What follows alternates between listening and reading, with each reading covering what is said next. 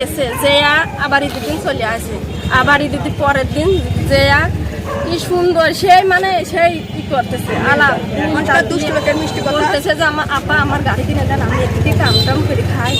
মানে অনেক কথা আমার বলেছে। এবার 1 মাস চলে যাওয়ার পরে আছে যে আমার আপা বলছে যে কিস্তি তোমার তুলে দেবো, তুমি কিস্তি টানা না। আমি তো টানতে পারবো না নাকি। বড় আপা বলো? হ্যাঁ আমার আপা, আমার তো কিস্তি টানার কোনো ক্ষমতা। এই বিষয়ে কি কোনো বসাবসি হয়েছিল? না এই আগে বললাম। তারপরে হচ্ছে যে আমার আপার নামে কিন্তু তুলে দিয়ে গাড়ি খান করে দিয়েছে। আজকে প্রথম কিস্তি 4-5 দিন আগে আমার ছেলে মেয়ে নিয়ে আসে বাড়িতে পলায় চলে আসে।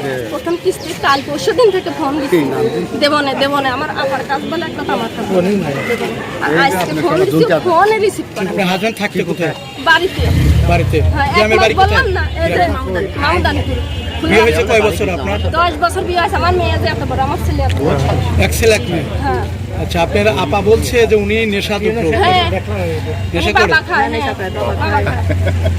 আসলে কি আপনি বলতে চাচ্ছেন এই নেশার কারণে উনি এরকম হয়েছে? নেশার কারণে আমি অত সব বুঝিনি। ও বিয়ে করে স্ত্রী ও মারবি, আমার ওর বাপ মারবি, ওর মা মারবি, মারি ধরে খেদা দিয়েছে। আমি আমার আপার বাড়ি এসে উঠেছি, এই লালা ভুলাইয়া ও গাড়ি খেয়ে নিয়েছে, পরিণে ফুটেছে। এখন এই গাড়ির ও কিস্তিও দিবি না, কিছু করবি না। এই গাড়ি আমার আপনার গাড়ি নিয়ে আল্লাহ 45,000 টাকা নিয়েছে, টাকা গুলো দিয়ে দিবে। উনি বলছে যে আমার গাড়ি আমার টাকায় কিনে।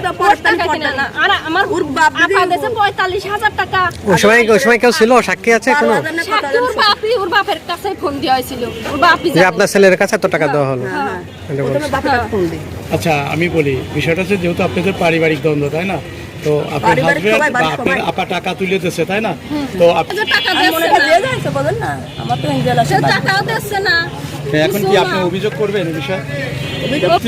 আশা থেকে টাকা লোন তুলে কিস্তি হিসাবে তিনি এই গাড়িটি ছোট বনাইকে কিনে দেয়। তবে এই কিস্তি না দেওয়ার কারণে আজকে খোকসা উপজেলা গেট চত্বরে তার কাছ থেকে এই গাড়িটি জব্দ করেছে তার যে শেষ। এ বিষয় নিয়ে খোকসা উপজেলা নির্বাহী অফিসার তার কাছে একটি লিখিত অভিযোগ দায়ের করবেন এমনটা জানিয়েছে। তো দর্শক, এতক্ষণ সরাসরি খোকসা উপজেলা আপনাকে অপ্রীতিকর মানে মারধর করছে।